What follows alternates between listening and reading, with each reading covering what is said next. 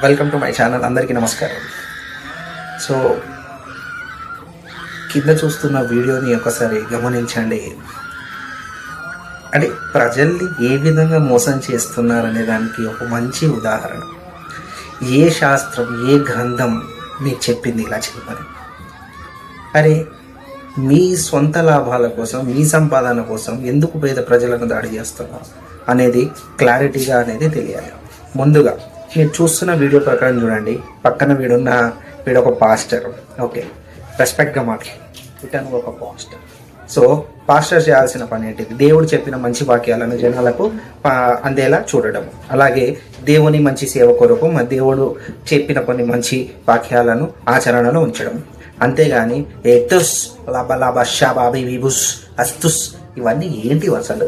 ఒక్కసారి ఆలోచించండి ప్రజలారా. ఎర్రి గొర్రెలను ఉట్టనే అనరు, ఇలా చేస్తేనే ఎర్రి గొర్రెలు అని అంటారు. సో దయచేసి కూడా యేసు దేన్ని ఏం చెప్తున్నాడు, బైబిల్ దేని గురించి ఉన్నది, పర్టికులర్గా దాన్ని చదివి దాన్ని ఆచరణలో పెట్టండి తప్ప ఇలాంటి మోసం చేసే పాస్టర్ల జోలికి కానీ వాళ్ళ దగ్గరికి కానీ వెళ్ళి ఇలా మోసపోకండి.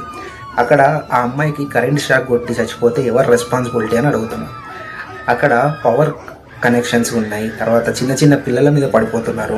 సో ఈ విధంగా చేయడం వల్ల అంటే మిమ్మల్ని మెంటల్గా, మానసికంగా మిమ్మల్ని ఆ త్రోవలకు తీసుకొని రావడమే వాళ్ళ ముఖ్య కార్యాచరణ. సో కాబట్టి దయచేసి కూడా అందరూ ఇలాంటి పాస్టర్లను నమ్మకండి.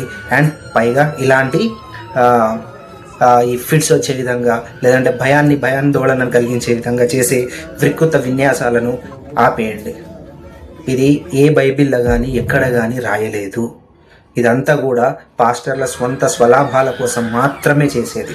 దయచేసి వినండి. Thank you.